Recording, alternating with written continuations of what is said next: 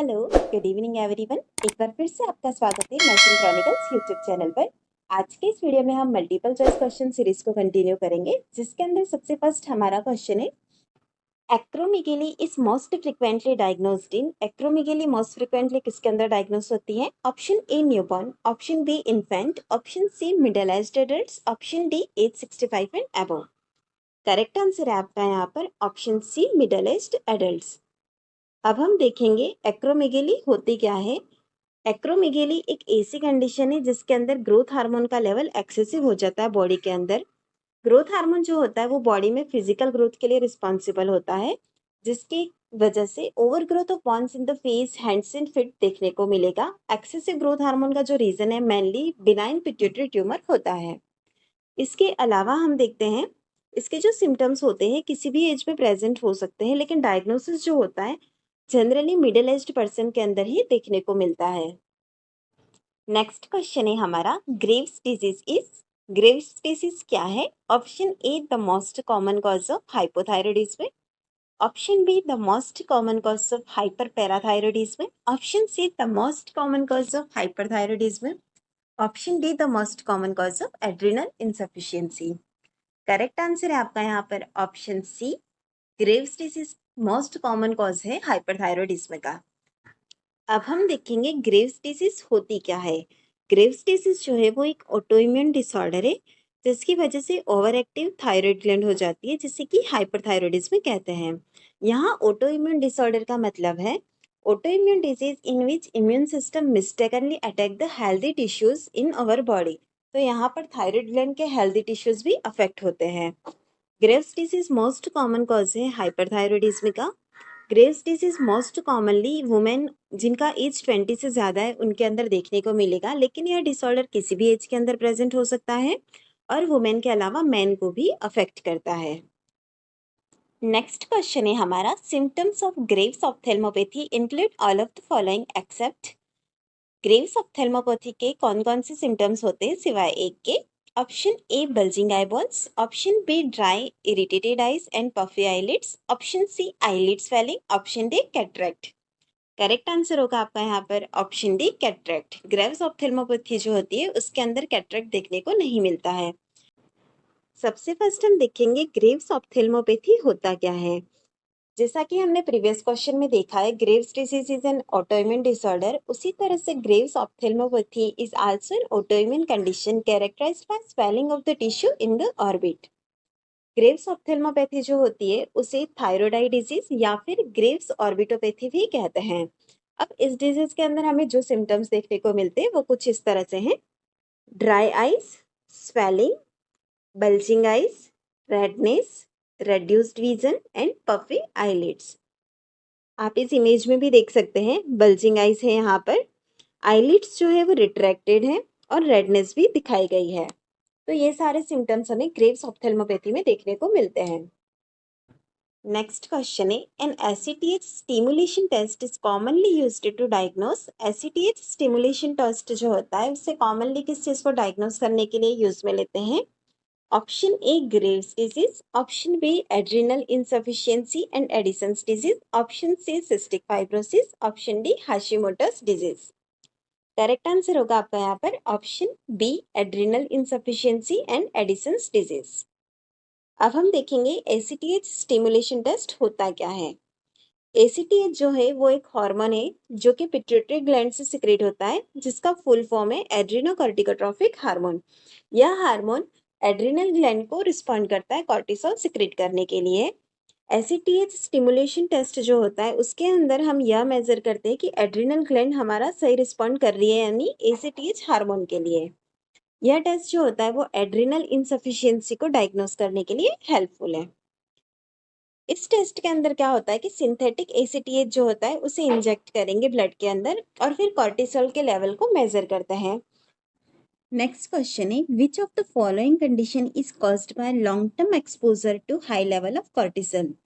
निम्न में से कौन सी ऐसी कंडीशन है जो कि हाई लेवल ऑफ कॉर्टिसोल के लॉन्ग टर्म एक्सपोजर से होती है? Option A Addison's disease, option B Crohn's disease, option C goitre, option D Cushing syndrome. Correct answer है आपका यहाँ पर option D Cushing syndrome. Cushing syndrome जो होता है उसको हाइपरकॉर्टिसोलिज्म भी कहते हैं। कुशिंग सिंड्रोम दो तरह का होता है, एक्सोजीनस कुशिंग सिंड्रोम और दूसरा है endogenous Cushing syndrome. Exogenous Cushing syndrome जो होता है उसका कारण होता है कि अगर आप एक्सेसिव अमाउंट ऑफ मेडिकेशंस वगैरह ले रहे हैं, मीन्स एक्सटर्नली आप कुछ ले रहे हैं, तो वो एक्सोजीनस कुशिंग सिंड्रोम का कारण है। एंडोजीनस कुशिंग सिंड्रोम जो होता है उसके अंदर एक्सेसिव कॉर्टिसोल प्रोड्यूस होता है एड्रिनल ग्लैंड से, तो उस रीजन से कुशिंग सिंड्रोम होता है। नेक्स्ट क्वेश्चन है हमारा, a sweat test used to detect, sweat test क्या डिटेक्ट करने के लिए यूज में लेते हैं? Option A cystic fibrosis, option B adrenal insufficiency, option C Graves disease, option D hypothyroidism. Correct answer है आपका यहाँ पर option A cystic fibrosis. Sweat test जो होता है वो सिस्टिक फाइब्रोसिस को डिटेक्ट करने के लिए यूज में लेते हैं। एक सिंपल स्वेट टेस्ट जो होता है वो एक स्टैंडर्ड डायग्नोस्टिक टेस्ट है सिस्टिक फाइब्रोसिस को डायग्नोस करने के लिए। इस टेस्ट के अंदर अमाउंट ऑफ सॉल्ट स्वेट के अंदर कितना है यह मेजर किया जाता है। अगर एबनॉर्मली हाई लेवल है तो यह हॉलमार्क है सिस्टिक फाइब्रोसिस डिजीज का। अब हम देखेंगे कि सिस्टिक फाइब्रोसिस डिजीज के सिम्टम्स क्या होते हैं। सिस्टिक फाइब्रोसिस डिजीज जो होती है उसके अंदर परसिस्टेंट कफ देखने को मिलेगा, large appetite but poor weight gain, extremely salty taste to the skin and foul smelling bowel movement. Next question है, symptoms of polycystic ovarian syndrome PCOS में include all of the following except. PCOS के symptoms के अंदर निम्न में से सारे include होते हैं except one. Option A pelvic pain, option B acne oily skin and dandruff, option C infertility, option D weight loss. Correct answer है आपका यहाँ पर option D weight loss. PCOS की जो कंडीशन होती है ज्यादातर ओबेसिटी वाले पेशेंट्स के अंदर देखने को मिलती है, जहां पर कि वेट लॉस करना डिफिकल्ट होता है। अब हम देखेंगे कि पीसीओएस के अंदर कौन कौन से सिम्टम्स देखने को मिलते हैं। ट्रबल कंसीविंग और infertility, mood changes, acne, fatigue, insulin resistance, high testosterone level, male pattern baldness and thinning hair, irregular or missed periods, low sex drive, ovarian cyst, weight changes and trouble in weight loss, excessive body hair growth। यह सारे PCOS के symptoms हैं। Next question है, where is the thyroid gland located? Thyroid gland कहाँ पर located होती है? Option A at the base of spine, option B in the abdomen, option C in the neck, option D in the brain. Correct answer है आपका यहाँ पर option C in the neck. Thyroid gland जो है वो नेक के अंदर present होती है, जैसा कि आप यहाँ इमेज में भी देख रहे हैं। यह थायराइड ग्लैंड है। सबसे फर्स्ट हम देखेंगे थायराइड ग्लैंड के बारे में। थायराइड ग्लैंड जो होती है वो हमारी बॉडी की लार्जेस्ट एंडोक्राइन ग्लैंड है। अगर ओनली लार्जेस्ट ग्लैंड पूछा है तो आंसर लीवर होगा, लेकिन अगर लार्जेस्ट एंडोक्राइन ग्लैंड पूछा है तो वो है थायराइड ग्लैंड। थायराइड ग्लैंड का जो शेप होता है वो बटरफ्लाई शेप होता है। इसकी location in the neck below the Adam's apple होती है। इसके अंदर दो लोब होते हैं, एक होता है लेफ्ट और दूसरा राइट। यह दोनों ही इस्थमस से कनेक्टेड होते हैं, जैसा कि आप इस इमेज में भी देख रहे हैं। यह है राइट लोब और ये वाला लेफ्ट लोब। ये दोनों लोब जो है वो यहाँ पर इस्थमस से कनेक्टेड है। यह वाला जो एरिया है वो इस्थमस कहलाता है। नेक्स्ट क्वेश्चन है हमारा, विच of the following hormones is not secreted by pituitary gland? निम्न में से कौन सा हार्मोन है जो कि पिट्यूटरी ग्लैंड से सिक्रेट नहीं होता है? Option A growth hormone, option B thyroid stimulating hormone, option C follicle stimulating hormone, option D triiodothyronine. Correct answer है आपका यहाँ पर ऑप्शन डी ट्राइआइडोथायरोनिन। T3 हार्मोन जो है वो थायराइड ग्लैंड से सिक्रेट होता है, ना कि पिट्यूटरी ग्लैंड से। अब हम देखेंगे पिट्यूटरी ग्लैंड से कौन से हार्मोन सिक्रेट होते हैं। पिट्यूटरी ग्लैंड को दो पार्ट में डिवाइड करते हैं, एंटीरियर और पोस्टीरियर। सबसे फर्स्ट हम देखेंगे एंटीरियर पिट्यूटरी पार्ट से कौन से हार्मोन सिक्रेट होते हैं। सबसे फर्स्ट है टीएसएच जो कि थायराइड ग्लैंड पे एक्ट करता है।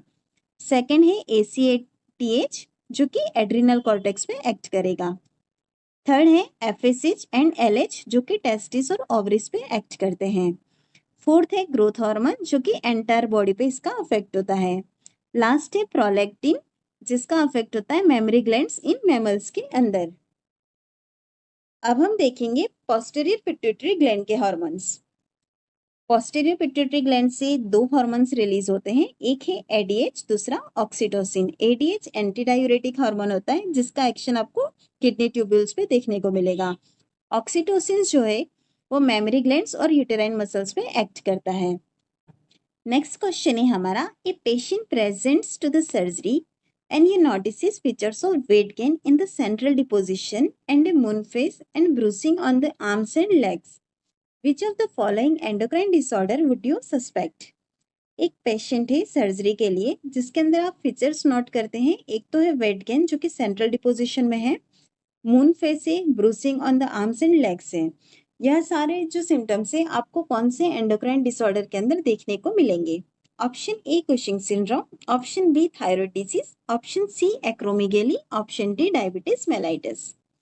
करेक्ट आंसर है आपका यहाँ पर ऑप्शन ए कुशिंग सिंड्रोम। यहाँ पर जो भी सिम्टम्स दिए गए जैसे कि सेंट्रल डिपोजिशन में वेट गेन, मून फेस, ये सारा इंडिकेट कर रहा है कि यहाँ पर कुशिंग सिंड्रोम की कंडीशन है। अब हम देखेंगे कुशिंग सिंड्रोम क्या है। कुशिंग सिंड्रोम एक हार्मोनल डिसऑर्डर है जिसके अंदर की high level of cortisol in body देखने को मिलता है। कुशिंग सिंड्रोम हाइपरकॉर्टिसोलिज्म भी कहलाता है। इसके अंदर बहुत सारे सिम्टम्स देखने को मिलते हैं, personality changes, moon face, susceptibility to infections, in male gynaecomastia भी देखने को मिलेगा, फैट डिपोजिशन होता है फेस और back of the shoulder, osteoporosis की कंडीशन हो सकती है, bruises and patchy, purple striae, thin skin, females के अंदर एमनोरिया और हिर्सुटिज्म भी देखने को मिलेगा, GI distress, thin extremities, sodium and fluid retention, CNS irritability और हाइपरग्लाइसीमिया।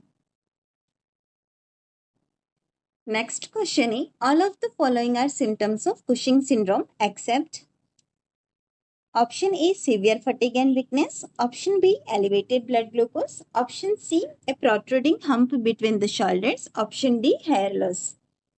करेक्ट आंसर होगा आपका यहाँ पर ऑप्शन डी हेयर लॉस। हमने प्रीवियस वाले क्वेश्चन में ऑलरेडी सारे ही कुशिंग सिंड्रोम्स को देखा है, उस अकॉर्डिंग हेयर लॉस यहाँ पर कुशिंग सिंड्रोम का सिम्टम्स नहीं है।